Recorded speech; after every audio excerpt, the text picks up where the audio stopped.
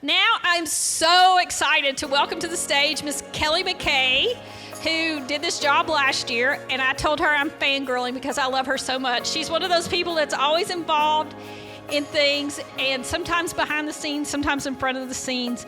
It is a great honor to have her here. She's been in broadcasting for 25 years with Commonwealth Broadcasting.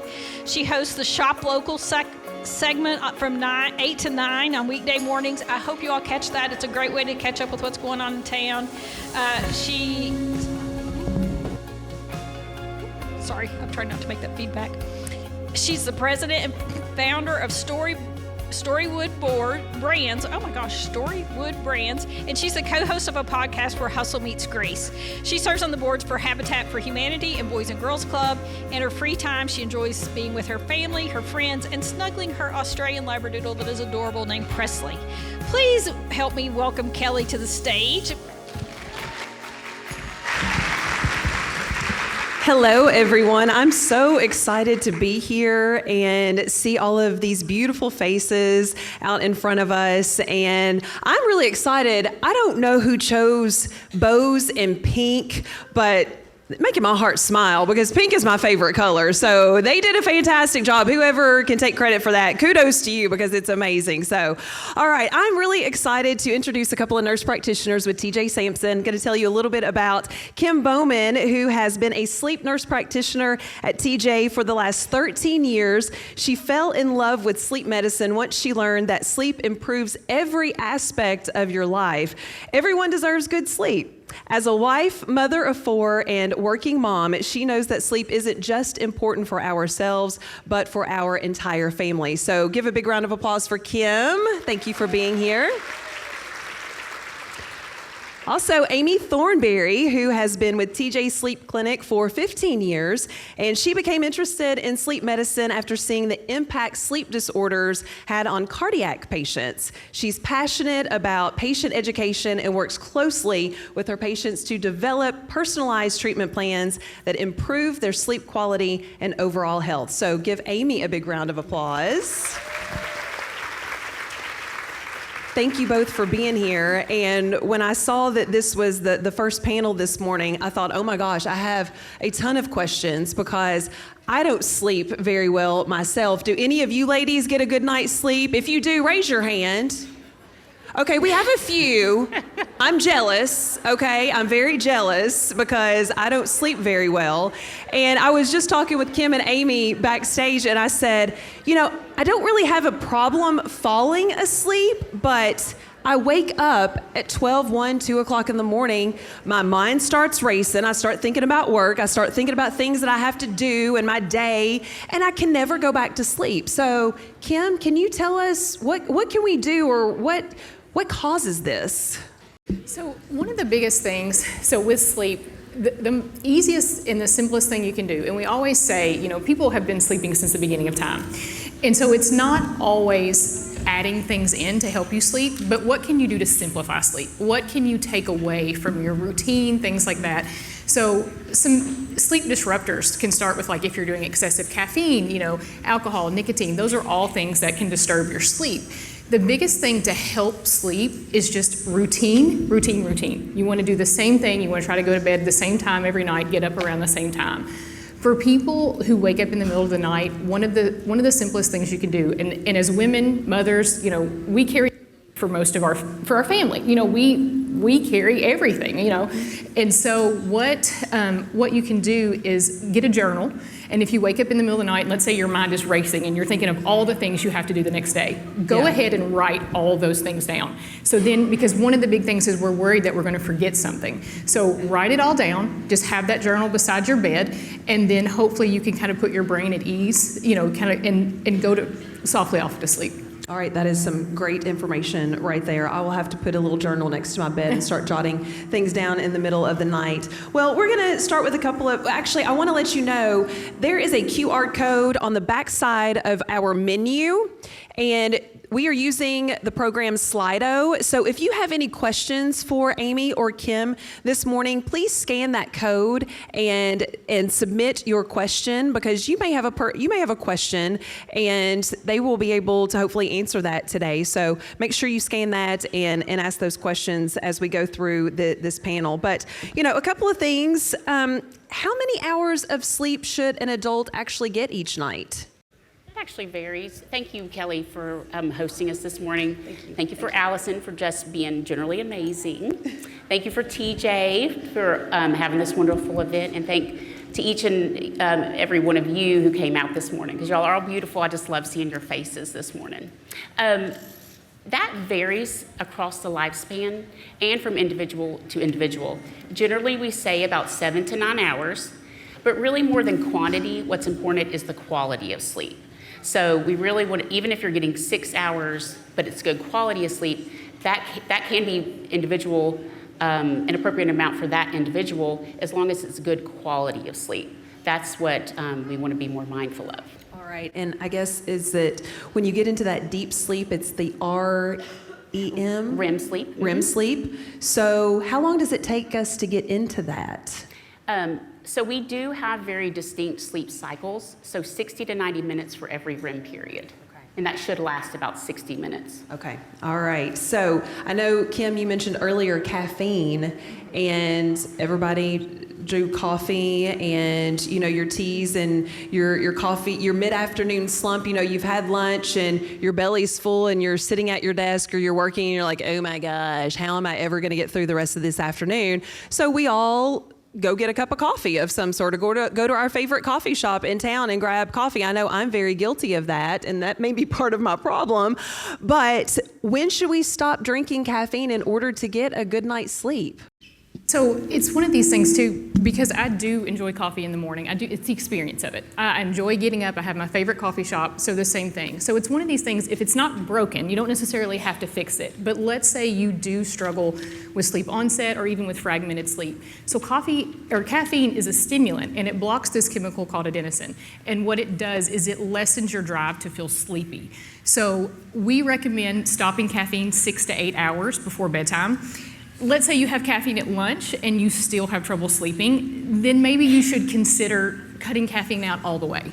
And it's not something that's going to happen overnight. You got to kind of give it a couple weeks. But again, if you have, your cup of coffee in the morning and you sleep just fine, then we're not taking that away from anybody. So, okay, all right.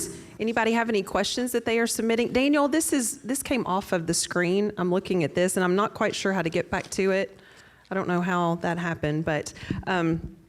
Okay, so some natural ways to fall asleep. I am a book reader. I read at night, and that is how I somewhat turn my mind off. And I know a lot of people are addicted to their phones. You may lay in bed and read something, or your Kindle and you're reading a book of some sort. What are some natural ways that we can fall asleep each night? Number one, I would recommend everybody put their phone, charge it in the kitchen. Let's get the electronics out of the bedroom. The bedroom should only be a place for sleep. So, and we want that strong association with the bedroom for sleep only. The easiest way to achieve sleep is a consistent routine. And we want to eliminate anything stimulating prior to bed. We want a consistent, calming routine that allows for us, our body and our mind, to get ready for sleep. Your bedroom really should be your oasis. So it shouldn't be a point of stress. It should just be where you go to relax and get ready for sleep. Avoiding nicotine, caffeine, alcohol before bed promotes good sleep. Any kind of soothing music. If you're going to do electronics before bed, we do recommend the blue blocking glasses. The light reduces the amount of melatonin that your brain produces, so it makes it more difficult to get to sleep. Also, anything you're doing on your phone is more interesting than sleep. So just from that standpoint, it's good to eliminate it. So how many ladies are going to have a problem charging their phone in the kitchen or the living room? Be honest. Yeah, uh-oh, ladies.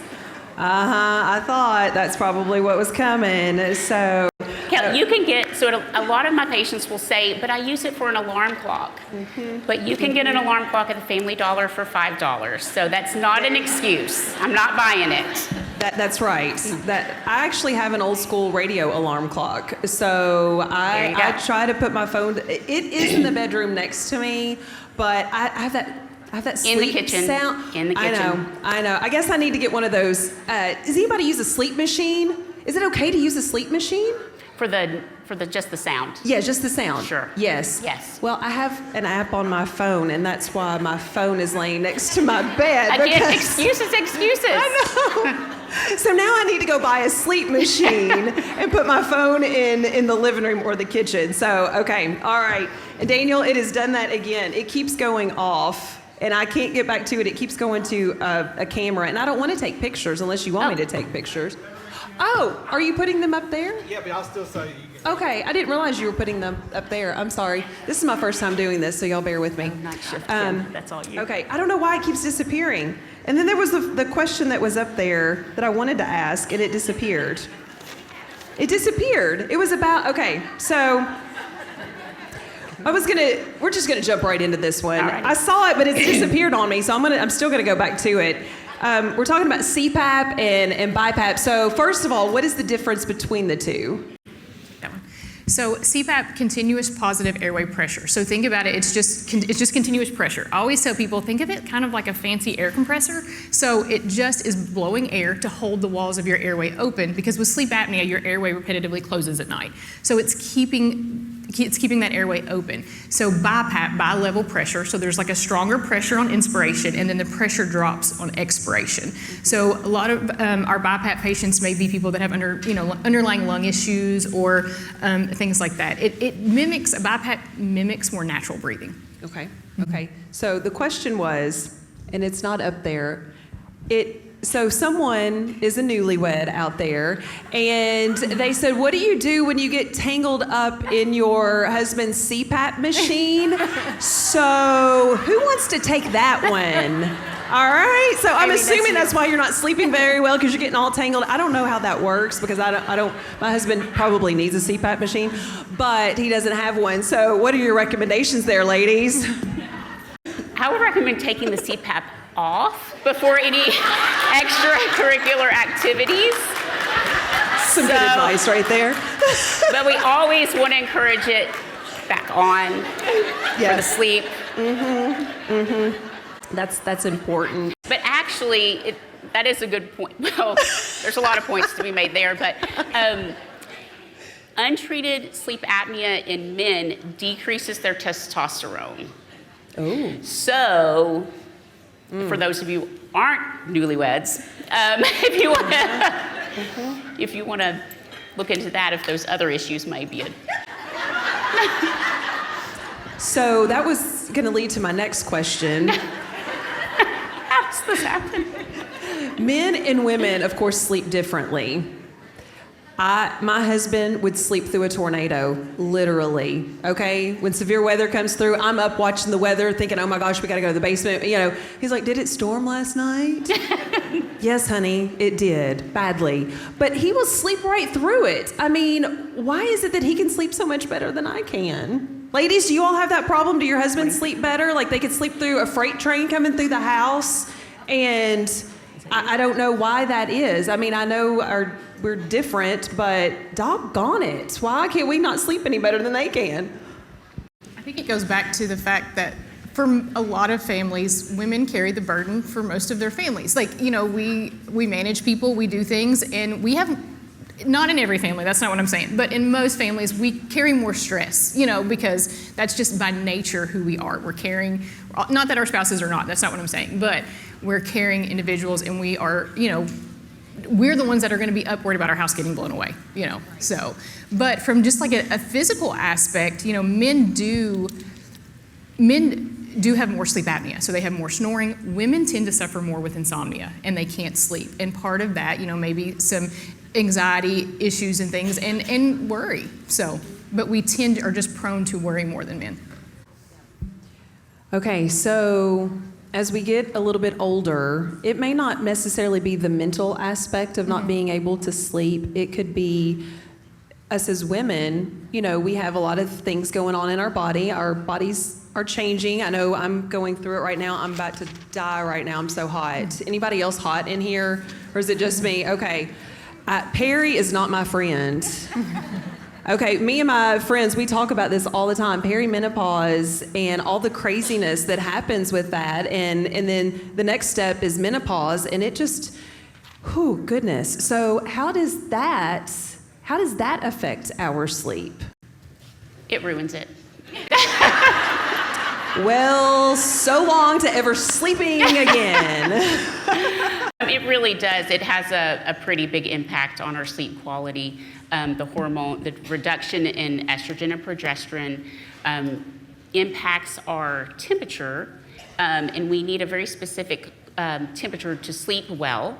So with that drop in estrogen, progesterone, it makes us hotter, and so we need lower temperatures to sleep. So hormone replacement therapy is a viable option for some patients, and that can be really beneficial. Particularly progesterone at night can improve your sleep quality. Okay, all right. Let's jump up to a couple of these questions. So, if someone works night shift, how do you suggest they get a good day's sleep? Working night shift is really hard. Our bodies are not meant to sleep during the day. So that is something that it is hard to kind of battle. One thing that is easy to say but hard to do is to keep the same schedule all 7 days a week. Now, if anybody has ever worked night shift, for some people that works, for most people it doesn't. But that makes it easier to kind of get your circadian rhythm kind of, transition to a night shift schedule. But that is the best thing to do to improve that sleep, is just to stay on the same schedule every day. And sometimes that is hard because, there are some, factory schedules. You work 2 or 3 days and then you're off 4 days, yes. and so on and so forth. So it's hard to get into a regular schedule. And something, too, that I have found, blackout curtains, so your mind thinks that it's nighttime. We have those at the house because my husband likes to take a nap occasionally. And that's another thing. But those blackout curtains can kind of help make your mind think that it's dark out. So is that something that you encourage people to have as Absolutely. well? Yes. Okay. That helps tremendously. Okay, excellent. As important as it is to eliminate light to promote sleep, it is also equally important to expose your brain to light early in the morning to trigger your brain. It's time to be alert. So there's light therapy, but also just sitting on your front porch, just natural light. And of course, the light from our phones kind of goes back to that. Not going to call out anybody out there in the audience, but yeah, that's one thing that we would definitely want to put away. Okay, so sleep studies. How does that work? And can anyone be a part of a sleep study? So we say the biggest symptoms, if you snore, if you have excessive daytime sleepiness, if anybody's told you that you hold your breath at night, then you definitely, you need to come see us. But the biggest two factors are if you're tired during the day and if you snore, and you can have one or the other, but definitely come see us. And we offer 2 forms of sleep studies, which one is a home sleep test, which is what is primarily what we do, and then there's an in-lab study called a polysomnogram. All right. Now, if you all have any more questions, don't forget to scan that QR code so we can pop those up there, and we have that's it. We'll follow up with that. How do I know if I need a sleep study? Again, if you have poor quality of sleep, if you're waking up tired, if you feel the need to take naps, the most common thing that my patients say is, I'm more tired when I wake up than when I went to bed. That's across the board. That's a good indicator that sleep apnea may be an issue. The home sleep studies are such a breeze. It's just a little monitor that you'll wear one night, just a probe on your finger, a little cannula in your nose. They're inexpensive. Insurance covers them without any issue. But it does give us just a look at if there's sleep disordered breathing, like sleep apnea. The in-lab sleep studies are the more involved, and they're primarily used for people who have more complex sleep issues. One symptom that we see a lot of women have is restless leg syndrome, which is this creepy crawly urge to move in your legs. Sometimes we'll use in-lab sleep studies for those patients, but primarily it's for people with heart failure and COPD. So anybody in this room would be more likely have a home sleep study. Okay. All right. Great answer to that question. So let's talk about the relationship between exercise and sleep. And when is the best time to exercise if you're going to do that? I have found that whenever I exercise, whether it's in the morning or in the evening, that I have a better night's sleep. My body feels tired.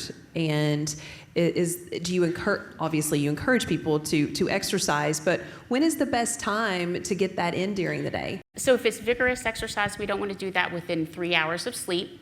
There was a study that was released last week actually that said, I was somewhat surprised by this, that the best exercise we can do to promote good sleep is weightlifting. And second to that was cardio, and the combination of the two was actually third as far as promoting sleep quality. But particularly perimenopausal and menopausal women, we all need to be lifting weights. So we need to increase the muscle mass. One thing that, with the drop in estrogen in particular, and testosterone as we age, it reduces our muscle mass, which makes us tend to have more lax airways. So leading again to a higher rate of obstructive sleep apnea. So weightlifting and not within 3 hours of sleep. Okay, so as far as weightlifting goes, because this is actually something that I have thought about getting back into because I've had zero motivation in the exercise department. I don't know about any of you, but I've been telling myself I've got to get back to the gym. I've got to start weightlifting again. So, obviously I'm going to have to start light. So light weights, heavier weights, or just working your way up? Does it matter? I think as long as you're working your way up. So, you want to be consistent, try to get at least 3-4 days a week. And then you do want to build the weight up, increase the weight as time goes on, because you want to challenge your body too as you proceed. Okay. All right. So what to do if you have vivid dreams that make you kick and scream? Call us. That's easy. That's unusual. That would be a symptom that should be investigated. Okay. And it depends on when it's happening at night, how frequent it's happening. That's something really you need to sit down with somebody and, have a 45-minute discussion over. So. Okay. Yeah, definitely need to call these ladies about that. So if someone is thinking they might need an over-the-counter medication for sleep, what would you recommend in that department? Most of the over-the-counter sleep aids are just overpriced forms of Benadryl. So all the PMs, Advil, Tylenol PM, any of those are that plus diphenhydramine. So it can be helpful short term. Insomnia is a symptom. It's not a distinct condition. So for most people, it's indicative of an underlying problem. But if that's you short term and you're not experiencing any side effects, then that's perfectly safe. But most people tend to feel groggy the next day. It has a very long half-life, so you don't necessarily feel rested. So the goal is not to just be unconscious for 8 hours, it's to feel rested the next morning. So you probably won't get that with any of the Benadryls. We get asked a lot about magnesium as well, and there's no real scientific evidence that shows that magnesium is a great sleep aid. If you use magnesium and it works for you, perfect. But don't, you can get magnesium spray, magnesium drops, you can get magnesium anything right now that's trying to promote sleep. A lot of that, like Amy said, is just overpriced. And it's not, with sleep, again, the goal is to try to simplify your sleep. So instead of adding, think about more things that you can take away, like your phone. So. Okay. All right. So, when you do take things like that and you're feeling groggy the next day and you're feeling tired, you feel like, okay, maybe I need to take a nap. So that kind of leads me into naps. Should we take an afternoon siesta? And if we should, how long should that nap be? I mean, we've all heard of power naps. I wish that I could take a power nap, lay my head down, go to sleep, and wake up 10 minutes later. That does not work for me. It does not, it cannot happen. My husband has no issue in going and laying in the bed in the middle of the afternoon and falling asleep and wakes up 30, 45 minutes later. He said, just go take a nap. I can't take a nap. And he can't seem to understand that, but I can't. So should we take naps? Should we not? If we do, how long should they be? Naps should be less than 30 minutes. So again, with the natural sleep cycle, if you sleep longer than 30 minutes but not 60 minutes or to 90 minutes, you're going to wake up and you're going to feel less rested. But if you can keep that under 30 minutes, you'll generally feel rested. An occasional nap is completely fine, but if you're having to take regular naps, that may be a sign that the sleep that you're getting at night is not fully restorative. But Sunday afternoon naps, highly encouraged. That's the best time, I think. Kim loves naps. So I'm a nap advocate. I think everybody should nap.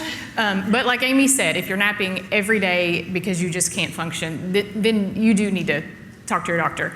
But also to add to Amy, if you're going to nap, so you either want to nap less than 30 minutes or at least 90 minutes. So you want to get through that full sleep cycle. So it's less than 30 or at least 90, and then if you wake up in between, that's a lot of times when you don't feel rested because you've disturbed that sleep cycle. All right. Let's see. So in order to get the sleep study, do you have to call for a consult, or can you just call and schedule one? Commercial insurances, you don't need a referral. You can just call the sleep clinic and schedule.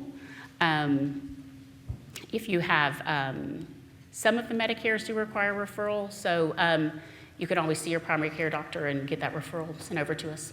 Okay. All right. Now, there is a new Inspire sleep apnea therapy. Can one of you tell us a little bit about that? So Inspire is a pretty exciting treatment for sleep apnea. It's a hypoglossal nerve stimulator. The hypoglossal nerve controls your tongue. So in sleep apnea, what's happening is the tongue is falling back in the airway. So they really simplify it on their commercials. They say no hose, no mask, just sleep. And you just see a patient with a remote control, and then they're going off to sleep. It's a lot more complicated than that. It's still a third-line treatment. So it's CPAP and mandibular advancement devices are still the gold standard. But it is a very promising way to treat sleep apnea because it is, once you're at full therapy, the patients are quite happy with it. So, but it is a surgical procedure. It's a lot like a pacemaker that's implanted here. And for women, I don't find them as much interested in it because it does require an incision here. To where they can isolate that hypoglossal nerve. But for your husbands who aren't willing to wear a CPAP machine or a mouthpiece or other behavioral modifications, it is a promising new approach to sleep apnea. So would this be something like the first thing that you go to, or would it be the last step? The last step, yes. Okay. Yep. Okay. All right. So It's a really good modality. Okay. All right. So this lady has a CPAP machine, but she finds herself having problems keeping it on all night. So do you have any tips on that? I think one of the biggest keys to a CPAP machine is the mask. So, there are 3 different styles of masks, like a nasal pillow, a nasal mask, and then what we call a full face, which goes over the nose and the mouth. So I think one of the biggest things is finding an appropriate mask that fits and that you're comfortable with. And a lot of times that's, harder to do than we think. So that would be the first step is trying out the different masks. And then the next step would be, going back to their provider and telling them and seeing if maybe there needs to be a pressure adjustment. Because sometimes you can almost be overpressurized, or if you're inadequately being pressurized and you're still having some events at night, then that can make it hard to wear. Okay, we've touched on a lot of different things that keep us from falling asleep, mental health and, of course, perimenopause and menopause. But what about for those who have chronic pain and they're just not able to sleep at all because of the pain? How do you suggest they take care of that? That's a difficult one. Chronic pain is a big contributor to sleep disruption.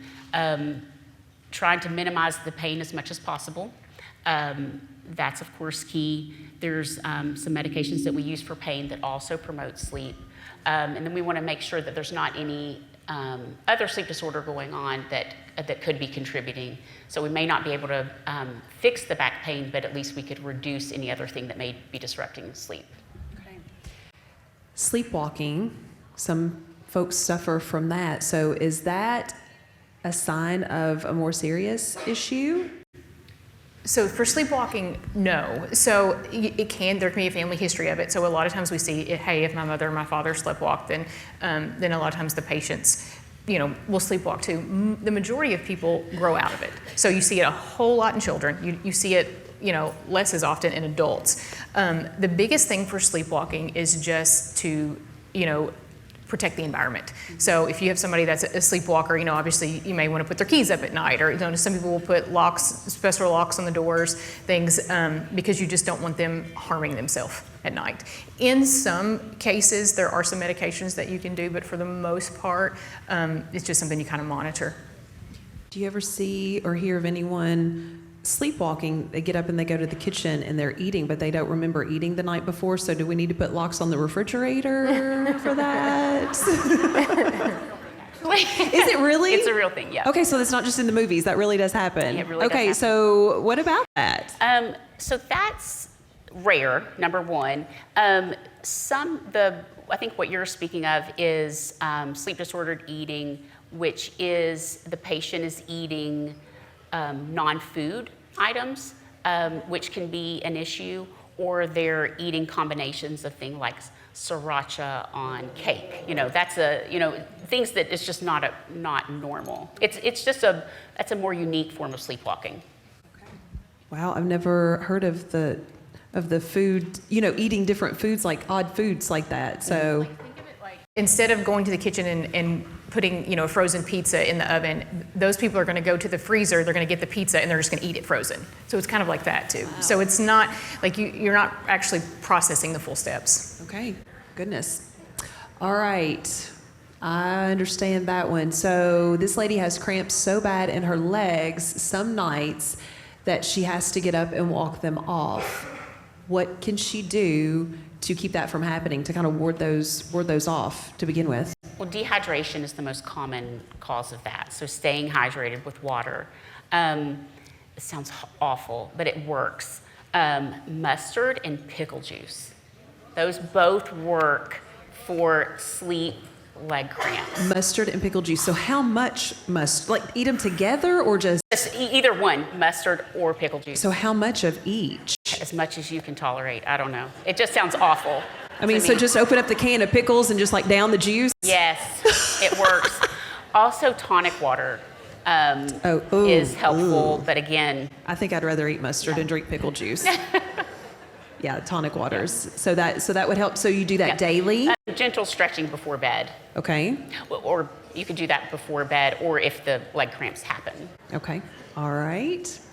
And then let's see. I've had a CPAP machine for about 4 months, but still feel exhausted throughout the day. Blood work is fine. Is there something else that could be going on?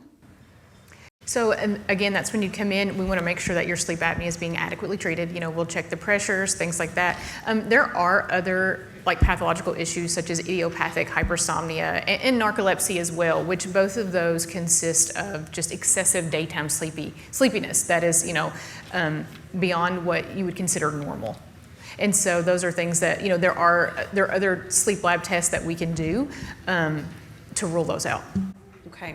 Let's talk about diet just a little bit and what we should eat. We hear the superfoods and that sort of thing, but are there certain foods that we could eat throughout the day that can help us sleep better?